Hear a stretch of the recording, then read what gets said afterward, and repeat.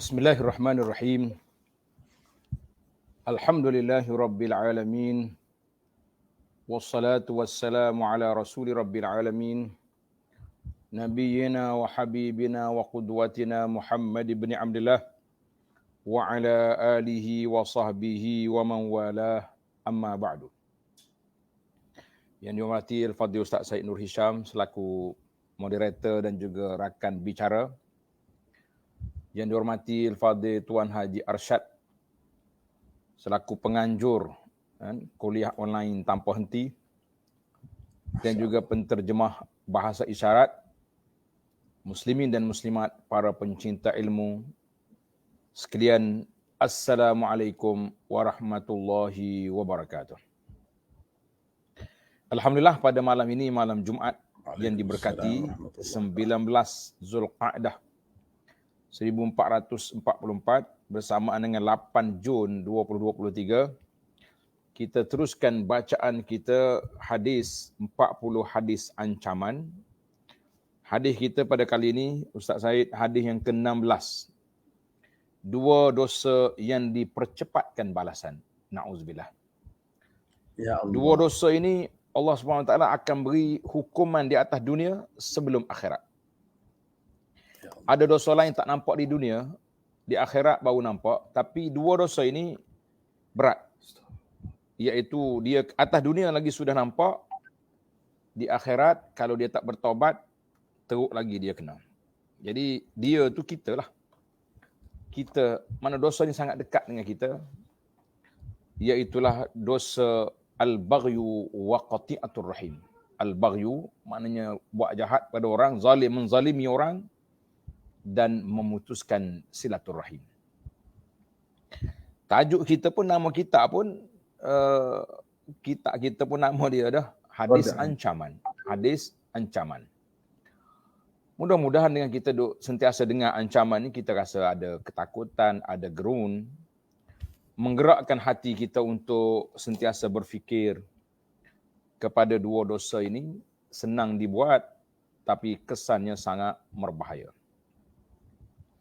Bagi pelajar yang ada kitab ini, 40 hadis, hadis yang ke-16 di kitab yang ada di belakang anda tu, gambar dia. Hadis yang ke-16, An Abi Hurairah radhiyallahu anhu qala, qala Rasulullah sallallahu alaihi wasallam, ma min zambin ma min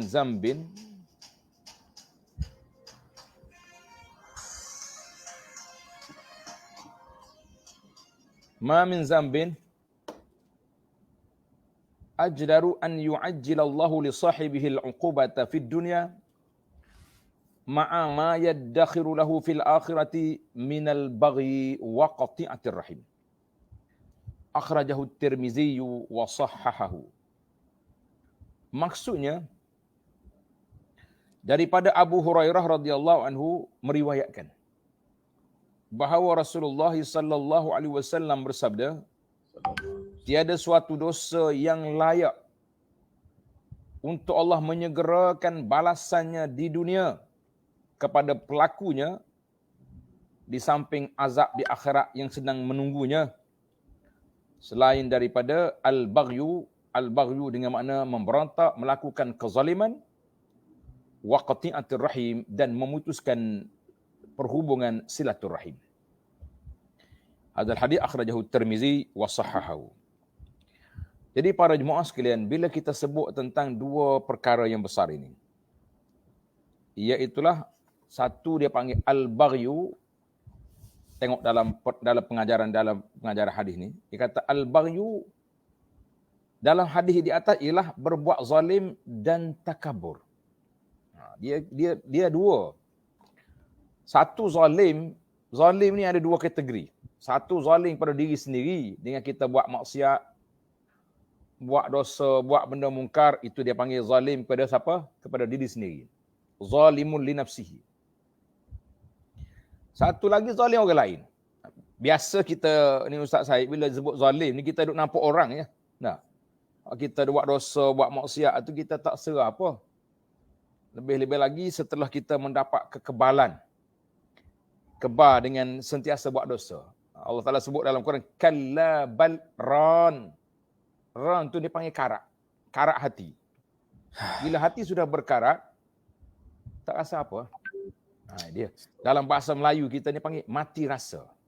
Saya tak tahu. Negeri lain mati apa ni? Mati rasa ni. Mati rasa ni maknanya kita macam orang kebah. Orang kebah ni cucuk pun tak rasa. Nah, kalau kita nak kena injek ke apa-apa, nak pembedahan, bius. Dia panggil mati rasa ni orang sudah kena bius. Dia tak rasa apa-apa lagi. Tengok maksiat ke, tengok benda mungkar. Yang kita namakan sekarang ni normalisasi. Ni yang kita duk tegur baru ni. Dalam siri-siri lepas, normalisasi pembohongan dalam masyarakat ini pun dibimbangi. Takut nanti masyarakat rasa, biasa je ni. Buat zalim kepada orang, kianat kepada kawan, tindas orang-orang yang tak sepahaman dengan kita, tuduhan itu ini, kita kata sudah jadi satu normalisasi, akhirnya mati rasa. Ini cukup berbahaya. Maka dalam hadis ini dia panggil al-baghyu, sama ada dia tu zalim, kianat pada orang ataupun takabur. Dia takabur ni, dia beza dengan i'jab bin nafsi. Al-i'jab bin nafsi, semua itu penyakit hati. Tapi i'jab bin nafsi, dia lebih kepada orang... Menarik juga ni Ustaz Syed, dia sebut menggilak body. Dia gilak body tu, dia kira dia comel macam burung merak. Burung merak tu dia gilak body dia, kejap-kejap buka ekor kebah, kek bunyi tak.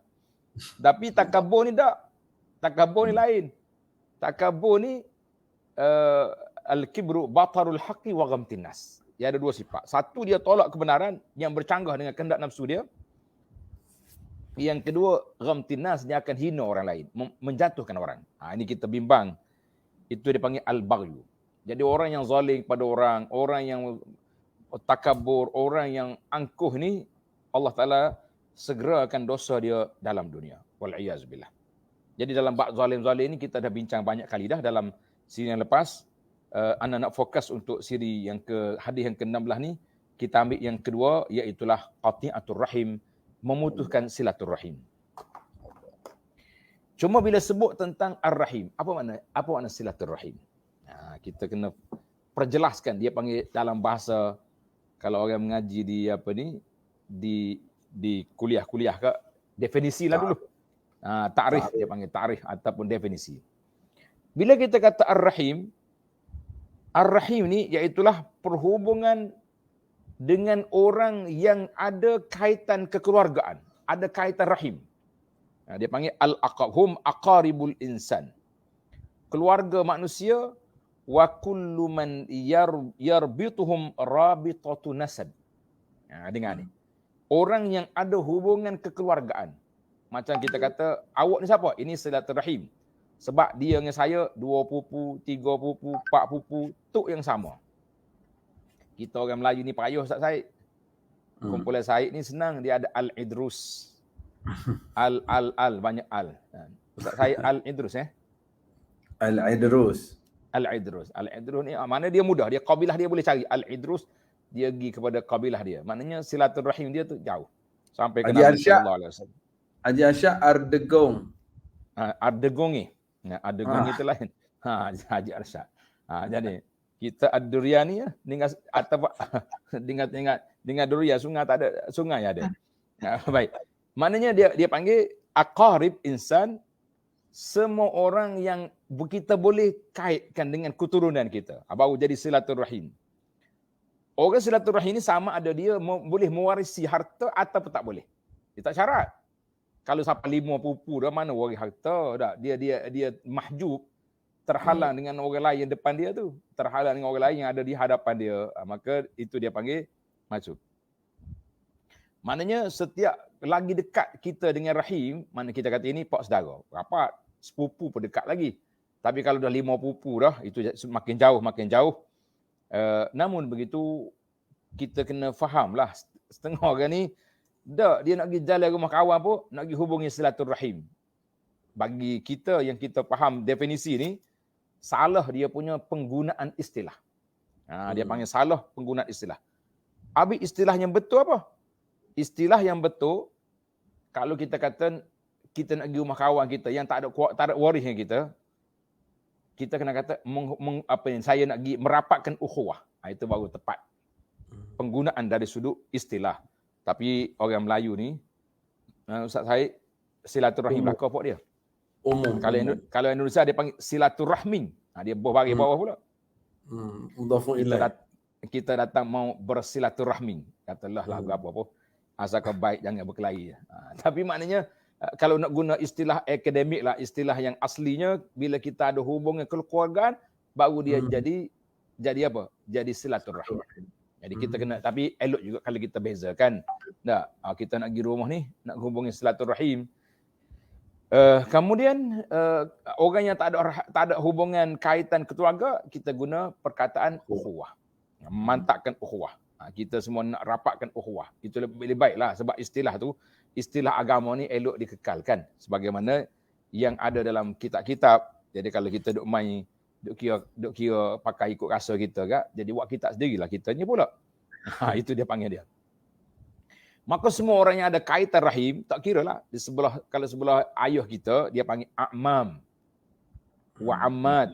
Nah, itu mak saudara, pak saudara. Kemudian anak-anak dia lah. Kalau di sebelah mak kita, dia panggil khalat, akhwal, wa khalat. Dia beza arah ni. Nah, kalau adik-adik sebelah mak, dia panggil khali, akhwal. Sebelah ayah, dia panggil ammi, ammad. Nah, dia ada perbezaan. Orang Arab dia mudah, dia ada istilah. Tapi ada juga dia tak ada istilah pun. Dia tak ada istilah ke? Berapa dia Ustaz Syed? Pasal tu dia panggil ibni.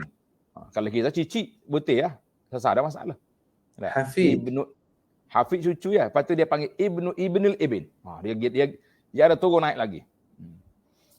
Jadi ada lagi istilahnya kalau kita belajar ilmu faraid itu kita pun pening juga. Jadi tidak panggil ibnul hafid. Dia bila kita hafid dia boleh pergi jauh. Cucu. Tapi kalau dalam sudut faraid dia kena ada kaitan, dia nak pergi ke keturunan dia tu. Kalau dia mai ikut alik anak perempuan tak masuk. Dia panggil ibnul ibn. Dia asyiqa semua tu. Dia tahu. Itu dia panggil ilmu faraid. Baik. Kita sekarang ni hadis kita bahayanya qati'atur rahim. Apa makna qati'ah? Bagaimanakah jadi putusnya rahim tu macam mana? Kita nak tahu juga dia patut putus lagu mana? Setara mana nak putusnya? Kalau keluar leh geruk itu putus silaturahim ke gimana? Kata putus masuk balik. Atau dulu yang suti masuk balik. Itulah dia. Dia kata makna qati'atur rahim, sebelum saya baca kitab lain ni, kita rasa kita nak baca kitab yang depan kita ni. Sebab orang Kelantan kata galik ni, duk main syarah lagi ni, akhir sekali habis masa kitab tak ada baca. Pasal itulah Masya Allah, tuan-tuan guru kita dulu mengajar di surah-surah di pondok. 5 baris lah kita. Dia syarah gitu. Tok guru masuk dah Isya. Wallahu a'lam. Break situ. Pakai break emergency, sudahlah. Tak apalah, tu gaya dia. Jadi kita sudah kitab, lepas tu kita pergi kepada huraian. Dan kita akan dengar pula ta'liqat daripada Ustaz Syed. Pengalaman dia berdakwah. Bagaimana Allah Ta'ala tunjukkan dosa-dosa yang disegerakan itu atas dunia setakat yang kita dengar lah. Tanpa kita sebut nama orang. Sekadar mengambil ibrah ataupun pengajaran. Penting itu. Baik. Pengajaran yang kedua, tengok dalam kitab. Dalam sebuah hadis yang diriwayat oleh Imam Tabarani daripada Abu Bakrah. Abu Bakrah ni bukan Abu Bakar, Abu Bakrah nama dia dah. Abu Bakrah radhiyallahu anhu. Orang ni asalnya Abu Bakrah ni orang Taif. Orang Taif ni dia terjun nak jumpa Nabi tu melalui tali yang dia turun. Maka jadilah dia tu Abu Bakrah. Istilah dia tu bagus, Abu Bakrah ni. Satu istilah yang kita kena kena belajarlah. Baik. Itu dia panggil Abu Bakrah. Menyebutkan dalam hadis ini, panjang sikit hadis Abu Bakrah ni. Nabi SAW sebut dosa-dosa lain yang ada kaitan dengan disegerakan. Ada kaitan dengan disegerakan dosa. Ada berapa jenis? Ada berapa jenis yang kita bimbang hari ini, dosa-dosa yang disegerakan. Na'udzubillah. Kita minta berlindung Allah Ta'ala daripada kemurkaan Allah Azza wa Jalla. Tengok hadis. Ma min zambin, sama hadis. Tidak ada mana-mana dosa. Ajdaru an yu'ajjilallahu li sahibihi al-uqubata. Yang layak Allah Ta'ala segerakan balasannya di dunia serta balasan yang berat di akhirat esok. Min qati'atir rahim. Tulis. Yang pertama, putus silaturahim. Itu tajuk kita. Yang kedua, wal khiyanah. Na'udzubillah. Berlakunya khianat. Yang ketiga, wal kazib. Bohong, berdusta. Jadi tiga ni, siapa dia buat dosa tiga ni, cepat Allah Ta'ala balas atas dunia. Kita boleh tengok orang-orang yang bohong atas dunia ni. Dia ada bohong kelentong sana sini.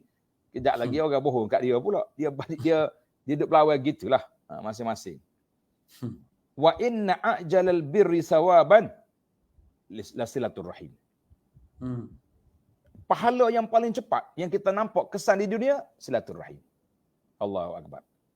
Hatta inna ahlal bait la yakunu fuqara fatanmu amwaluhum wa yaksuru adaduhum iza tawasalu. Allahu Akbar. Nabi kata ada asalnya rumah ni fakir. Harta tak banyak. Bilangnya anak-anak pun tak ramai. Tapi iza tawasalu, bila mereka duduk hubungi rapat khuwah silaturahim dia mantap, banyak harta, ramai keluarga, hidup bahagia, harmoni rumah tangga. Allahu Akbar. Hadis ini tanda tanda para jemaah sekalian, rawahu Abu Dawud dan Tirmizi wa Ibnu Majah wa sanaduhu hasan. Sanad dia baik. Jadi alhamdulillah ini di antara hadis yang Nabi kita sebut beberapa dosa yang disegerakan. Uququl walidain tak masuk Masuk. Dah riwayat hadis lain. Adalah hadis lain. Dia panggil aulawiyah. Qati'atur rahim. Rahim yang paling dekat dengan kita siapa? Allah, mak ayah lah. Mak ayah. Makna putus waktu tu nombor satu. Ba'da syirk billah. Qati'atur rahim maknanya putus kita dengan keluarga, dengan orang paling rapatnya kita, mak kita. Rahim dia kita keluar. Nah, tiba-tiba hak ni putus pula. Tapi hadis ni dia lebih pada general, mana start daripada mak tu terus. Hadis huququl walidain dia mari khas untuk ibu bapa. Baik para jemaah sekalian. Kita pergi kepada huraian sikit.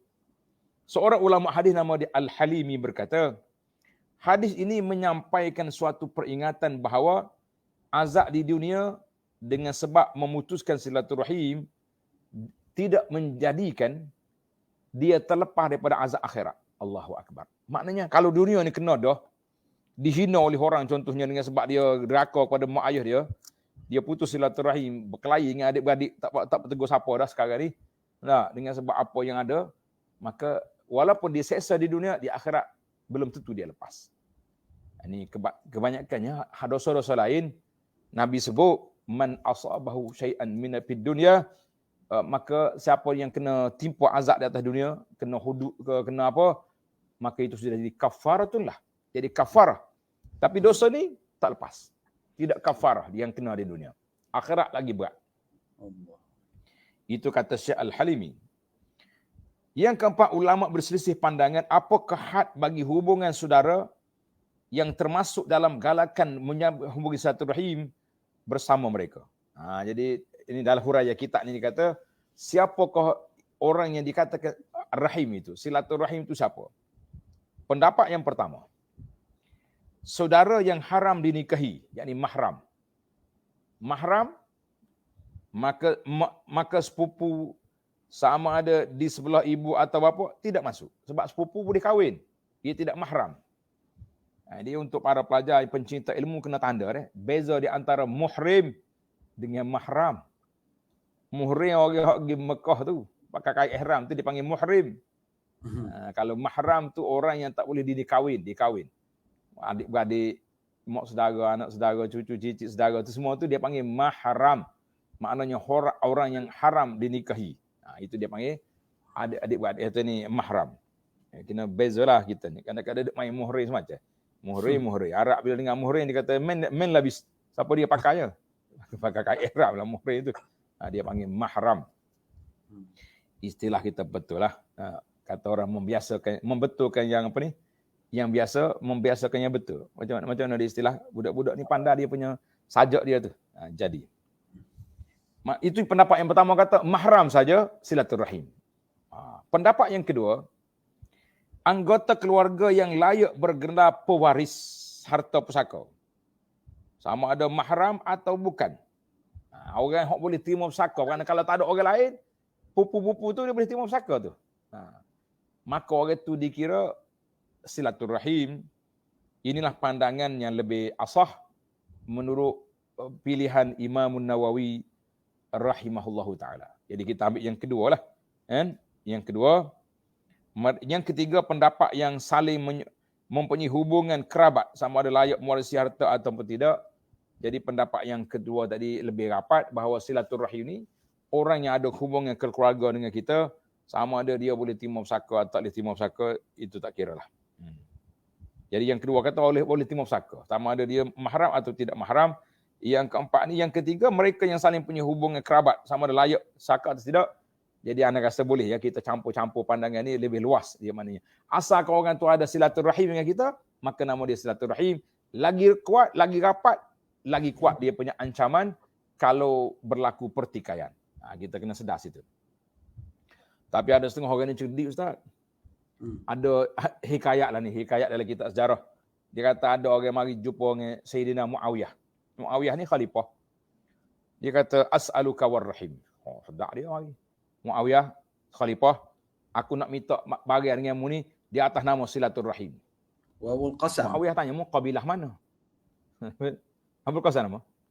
Dia kata, mu kabilah mana? Dia pun jadi dia kata, mu kabilah mana? Dia sebut kabilah dia. Muawiyah kata, tak, dok kabilah aku nama mu ni.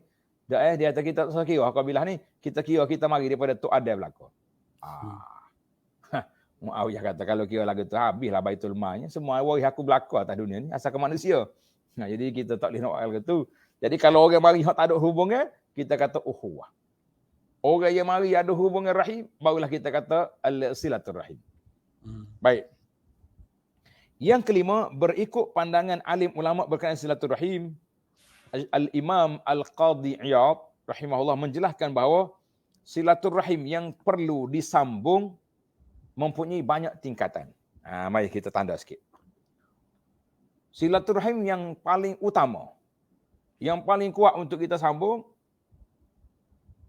ada banyak tingkatan. Dan yang paling rendah ialah tidak menjauhkan diri daripada mereka dan menyambungnya dengan perbualan hatta dengan ucapan salam. Maknanya hak rapat tu kita khidmat. Hak paling kurang apa kita hubungi silaturahim dengan assalamualaikum. Assalamualaikum. Lah ni mudah benar nak uji salam. Betul tak? Duk dia tengok sepupu lama tak tegur, atau WhatsApp assalamualaikum. Tak payah tulis lah ni. Dia ada stiker salam lah macam-macam. Assalamualaikum. Patut. Mudah ya. Tapi kadang-kadang tak jumpa. Lo ni ada satu trend. Trend ni tak tahulah Ustaz Syed jumpa ke tak lagi. Haji Arsak dah jumpa ke tidak. Kalau waris hok lama-lama tak mari rumah kita tu, lama sungguh dia putus. Rumah dia bukan jauh pun. Tiba-tiba muncul. Ada benda yang pelik di situ akan berlaku. Haji Arsyad, ada apa tu? Kalau tiba-tiba muncul, hok lama tak jumpa, waris dia anak-anak lah juga.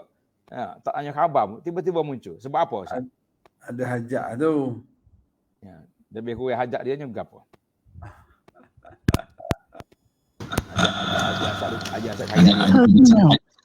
Halo. Ada waris dia datang cari dah lama tak cari, kawan lama tak cari apa khabar. Lepas tu ada masuk dia tersirat. Sekejap je dia cakap. Tak ada 5 minit Ustaz Syed. Tanya khabar anak berapa orang ni. Pak hot keluar kak, dia sudah menjadi ejen syarikat sekian-sekian. Mari nak buat tilam ke nak jual kopi. Itu yang jadi silaturahim. Silaturahim kerana bisnes hari ni. Kita kata ya Allah. Kalau bisnes tak apa Datuk. Kalau bisnes tak apa. Dia nak minta sikit katanya.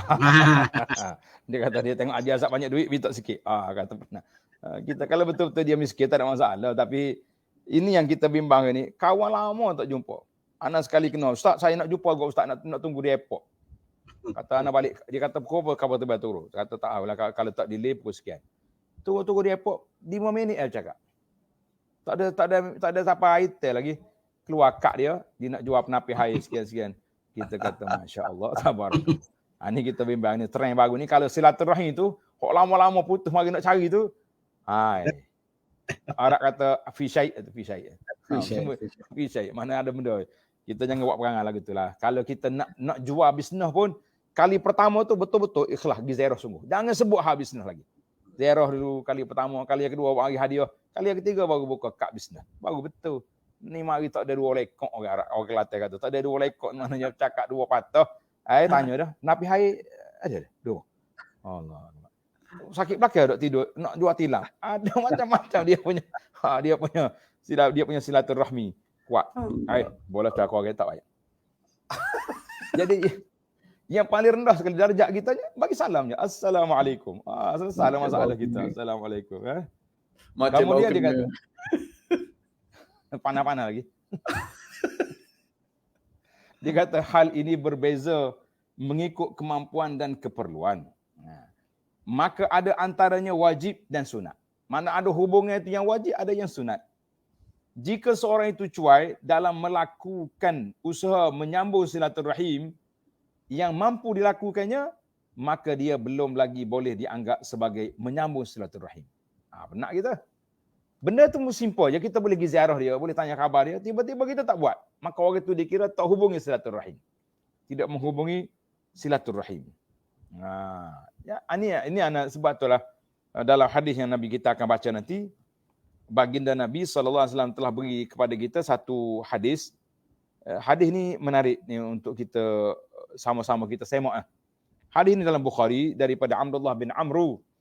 Qala Nabi SAW, laisal wasilu bil mukafi. Nabi kata, laisal wasil bil mukafi. Bukanlah seorang yang menghubungi silaturahim itu orang yang membalas kunjungan. Kita dah faham macam tu. Kita kalau kita balik kampung kak, senara orang-orang yang mari rumah kita di KL ni, kita akan senara. Kita akan ziarah rumah itu orang ni. Kenapa? Sebab mereka kalau mari kampung kita, mari ke bandar, dia akan ziarah kita. Kita kata itu bukan hubungi silaturahim. Itu dia panggil mukafi. Itu al-kafi, makna orang yang balas kunjungan. Walakinil wasil, dengar hadis ni. Walakinil wasil allazi iza quti'at rahimuhu wasalaha. Wasil ni maknanya orang yang menghubungi. Apabila orang putuskan silah, putus, kita pergi sambung. Itu nama orang yang hubungi silaturahim.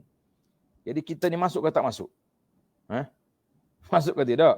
Biasanya kalau nak balik kampung, kalau nak gimana, kita cakap macam tu. Tak, kita cakap, kita ni kalau balik kena pergi rumah orang ni sebab dia mari rumah kita.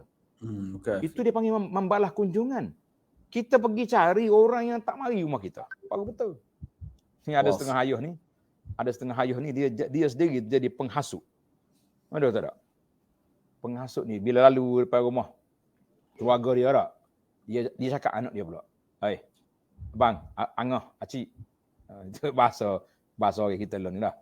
Ni rumah waris kita ni. Rumah waris kita ni. Tapi sombong, dia tak pernah mari rumah kita. Kita jangan pergi rumah dia. Dia hasut anak dia pula. Anak dia apa? Betul abah. Betul abah. Jangan pergi. Ini orang tak mari rumah kita ni. Itu ni. Bapak penghasut anak-anak supaya putuskan silaturahim. Masya Allah. Patutnya bila kita tahu kita nak lalu rumah makcik kita, ke keluarga kita, ke pupu-pupu kita yang dah lama kita tak ziarah tak. Berhenti lah beli goreng pisang ke apa tepi jalan kebetulan orang nak jual apa-apa tak. Pergi buah, musim buah ni berilah. Tak payahlah harum manis mahal. Beli yang biasa-biasa lah buah siku raja ke apa benda yang murah. Yang pentingnya kita pergi, Assalamualaikum. Waalaikumsalam. Allah mujulah makcik ada rumah lama tak tengok. Tapi kita ni tak masuk dah rumah ni. Tak nak bagi buah ya. Assalamualaikum. 2 minit. Wasil. Telah dapat pahala al-wasil. Orang yang hubungi silaturahim.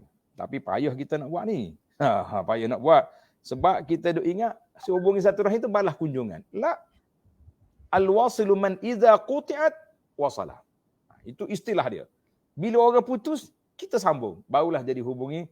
Nama dia pun menghubungi silaturahim. Hubungi silaturahim. Jadi kena betul dia punya istilah. Ini hubungi silaturahim. Tapi mari rumah orang tak ada. Masalah kita sekarang. Ana kadang-kadang tengok zaman dululah senang Ustaz. Jauh-jauh keluarga mari. Bila ada kenduri kahwin anak ke tak, dia panggil munasabah. Ada walimah ke apa, dia datang mengembara sebulan duduk bawa kad jemputan ni. Pergi rumah sepupu, rumah tu, rumah ni. Jadi alhamdulillah. Situ pun orang mari rumah tak pernah sabar juga, tak nak ambil tarikh untuk kita pergi juga rumah dia walaupun tak naik rumah. Sekarang ni orang pergi rumah orang jauh-jauh beratus kilometer pun tak naik rumah. Duk makan nasi tepi pagar rumah dia tu. Kadang-kadang nyahatur kerusi tepi longkang sambil makan nasi sambil tutup hidung. Nah, kita kata nak macam mana rumah dia kecil, tak apalah. Itu tak ada masalah. Tapi kita pergi juga sebab silaturahim tadi. Dia datang, kita tak. Jadi kalau kita tak pergi, tak jumpa warga yang lain.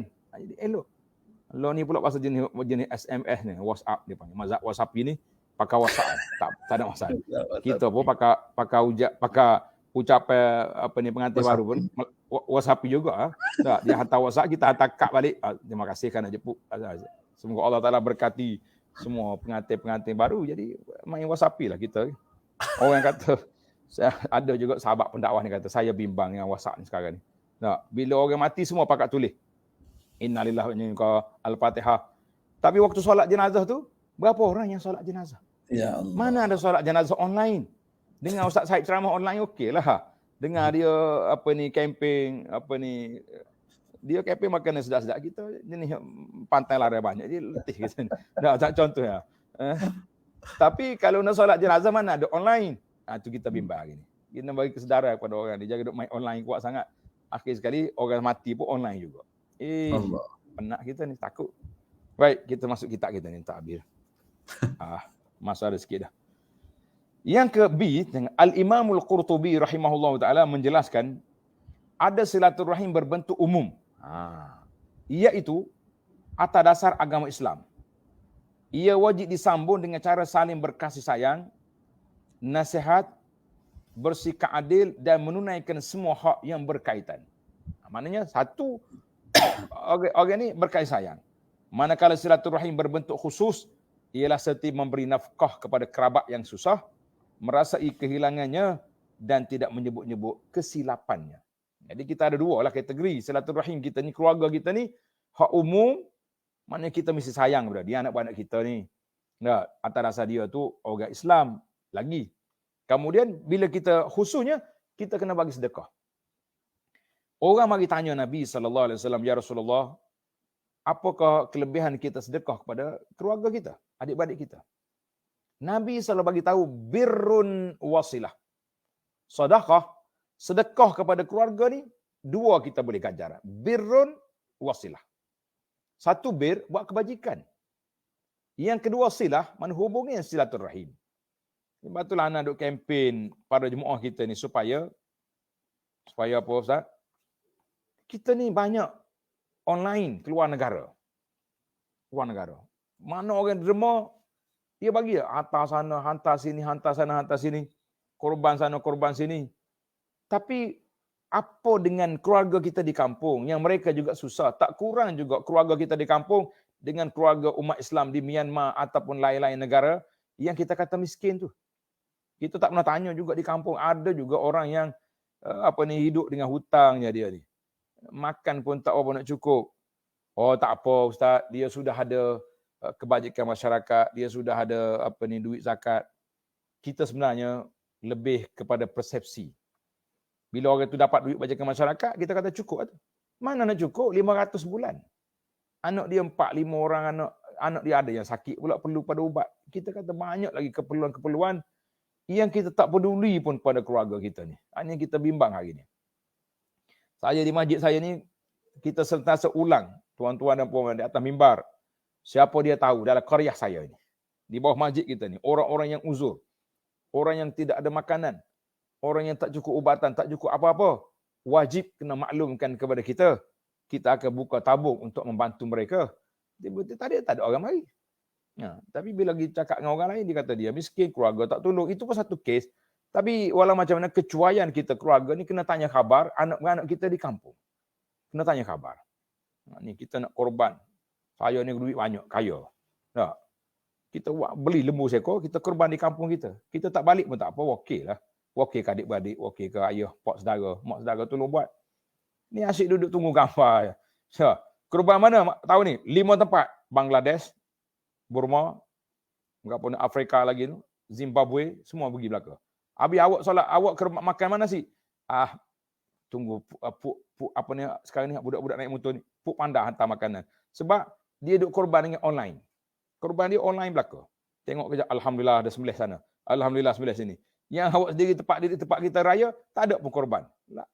Kita balik ke kampung, kita bawa korban yang kita boleh sumbangkan kepada masyarakat, biar dia orang boleh makan, biar dia orang juga bergembira pada hari raya. Banyak pula dah. Baik, kebetulan nak raya ni, tu tajuk tu panjang. Ini penjelasan C.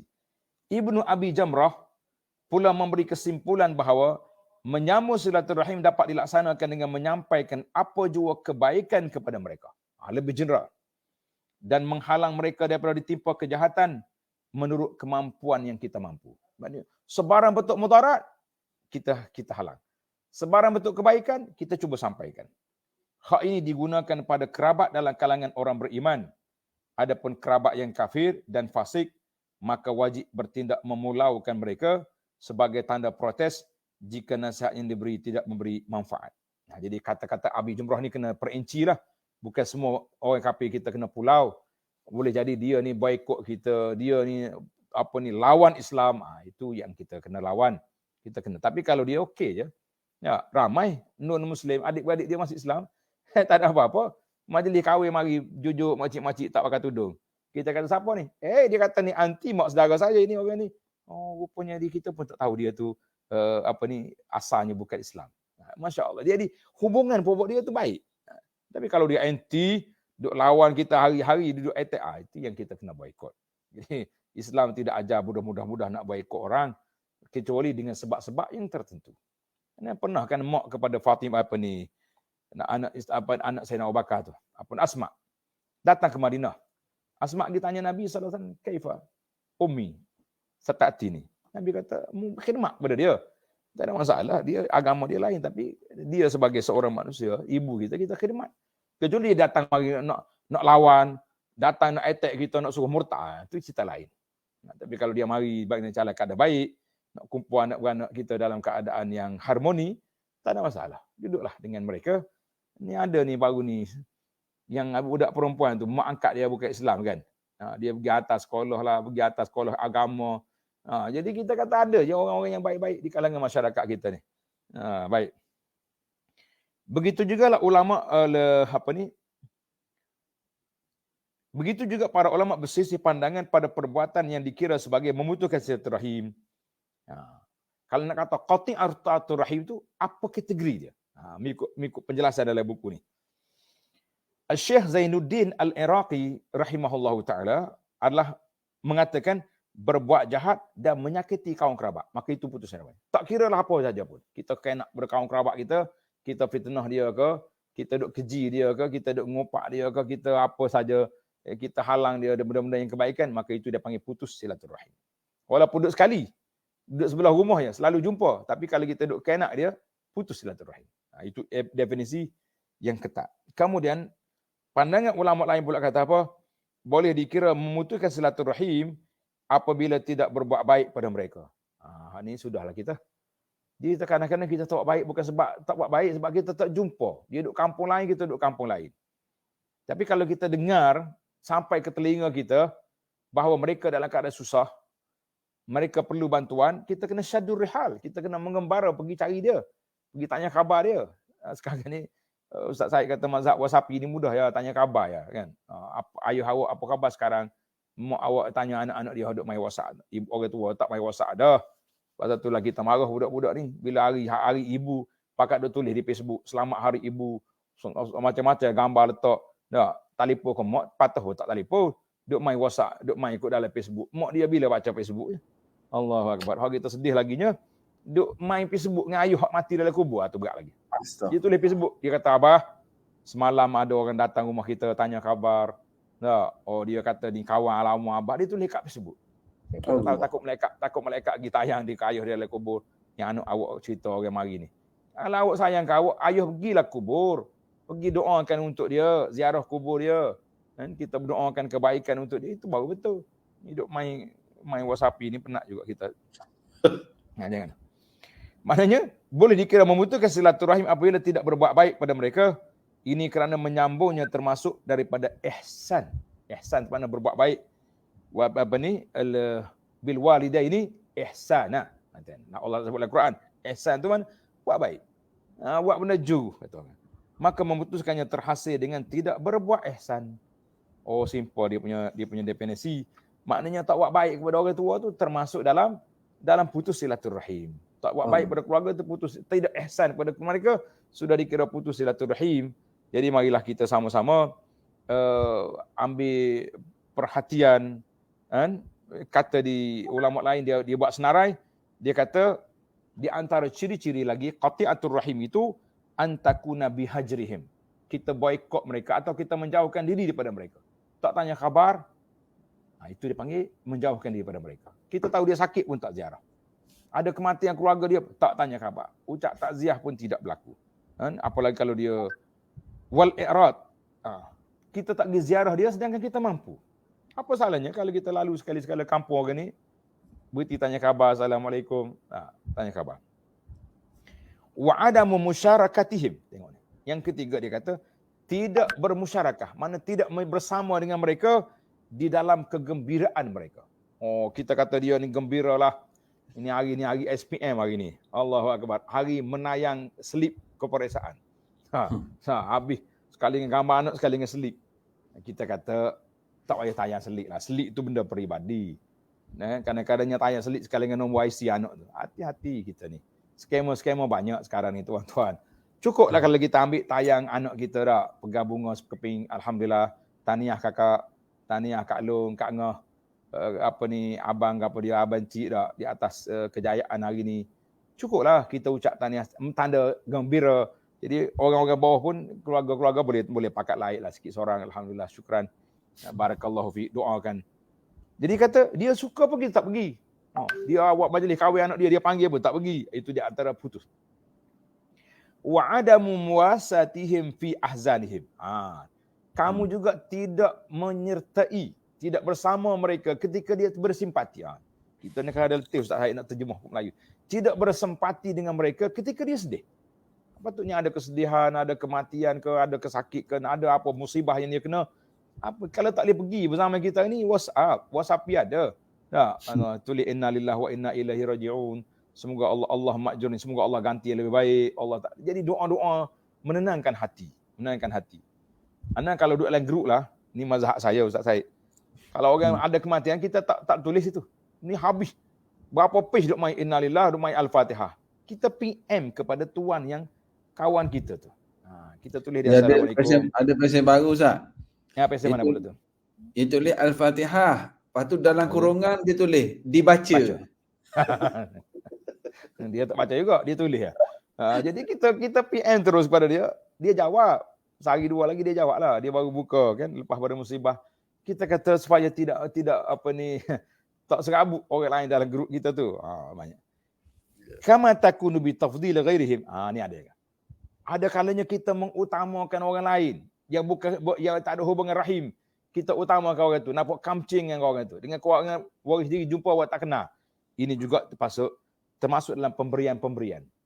Dalam senara kita ni, orang-orang yang boleh masuk dalam berita yang tu kita bagi sedekah tu dulu. Tapi keluarga kita yang terpencil di pinggir-pinggir kampung, kita pun tak utamakan. Kita kata jangan. Akibat itulah Nabi kita larang. Kalau bila kita buat kenduri, walimah, Nabi kita larang, dia kata syarut ta'am. Hadis kata syarut ta'am, ta'amul walimah. Makanan yang tak baik itu, makanan kenduri. Panggil orang kenyang, tinggal orang lapar. Orang kenyang, orang kaya, orang kenyang. Tapi waktu senara nombor satu je. Waris-waris silaturahim ni, ujung. Kalau ada senara apa ujung-ujung, ada lebih kita panggil. Ada lebih kita panggil. Jadi masalah kita. Tak boleh kita panggil puak ni. Mari makan banyak. Mari dengan anak beranak. Dia mari tu nak makan sungguh tu. Nak makan sungguh ni. Sebulan dia tak jumpa kenduri. Dia makan pucuk kaku dengan cicah budu. Dia jumpa sekali kenduri. Dia test sungguh.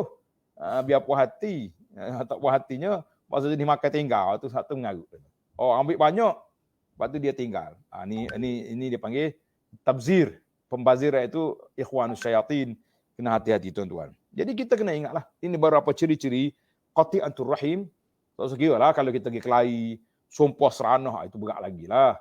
Ni cara-cara perbuatan yang begini pun sudah dikira qati'atur rahim yang sangat berbahaya.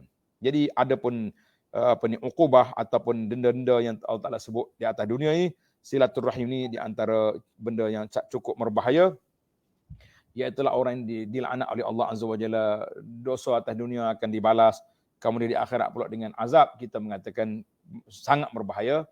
Jadi sekarang ni saya tamatlah pembentangan tajuk kita di sini.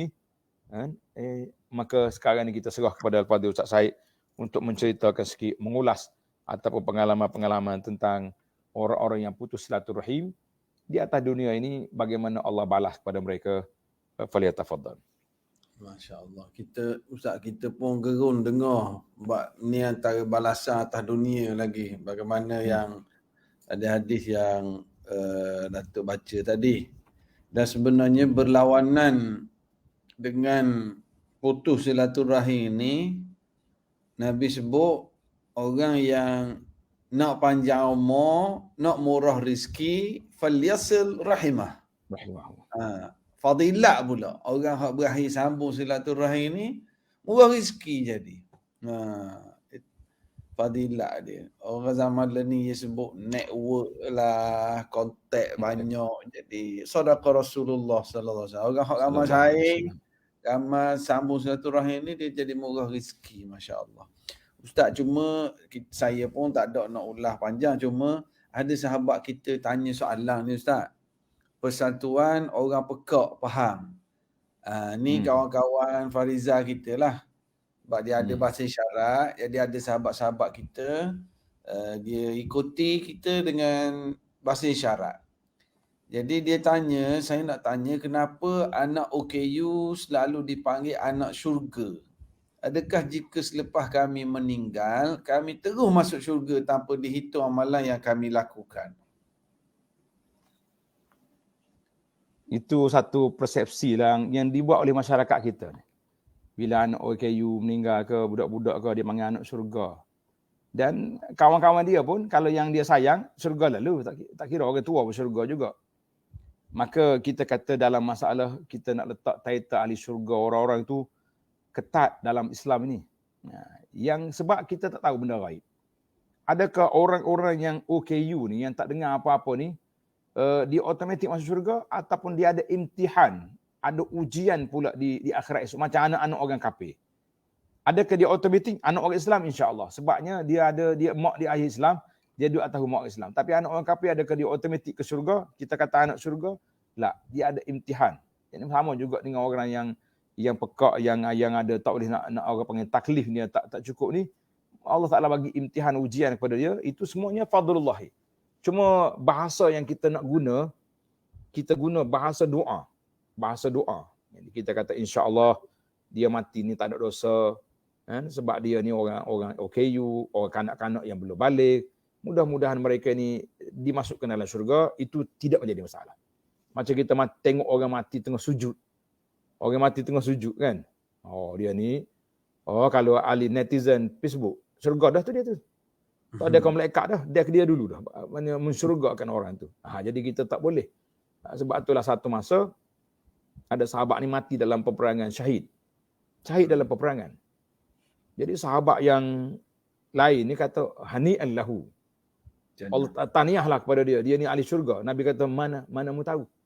Siapa bagi tahu kau? Benda itu benda gaib. Jadi bukan semena-mena macam tu. Nabi kita marah.